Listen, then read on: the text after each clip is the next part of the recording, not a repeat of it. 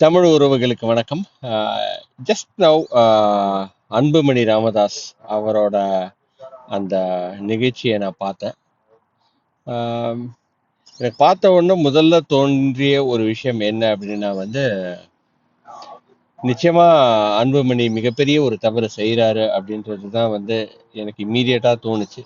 ஏன்னா ராமதாஸ் இல்லாம அவரால் நிச்சயமா நிற்க முடியாது. இன்னைக்கு மாவட்ட செயலாளர்கள் எல்லாருமே அவர் பக்கம் இருக்கலாம், கட்சி அவர் பக்கத்துல இருக்கலாம்.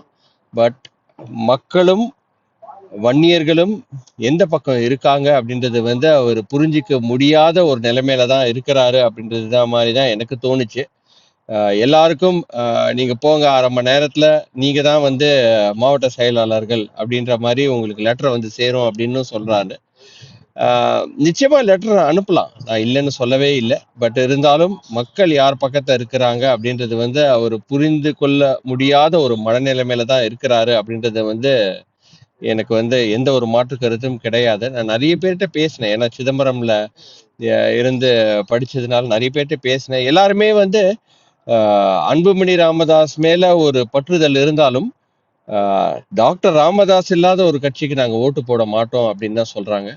இது நிச்சயமா திமுகக்கு தான் ஒரு அட்வான்டேஜா போகும். இதுல எந்த ஒரு மாற்று கருத்தும் கிடையாது. இதனால நிச்சயமா கஷ்டப்பட போறது அன்புமணி ராமதாஸ் தான். அவரு காலம் அது அவருக்கு ஒரு பதில சொல்லும். அதுக்கு முன்னாடி அவரு அவரோட நிலைப்பாட்டை மாத்தி அவரோட தந்தையோட இணையணும் அப்படின்றது தான் என்னோட வேண்டுகோளா நான் வைக்கிறேன். நன்றி, வணக்கம்.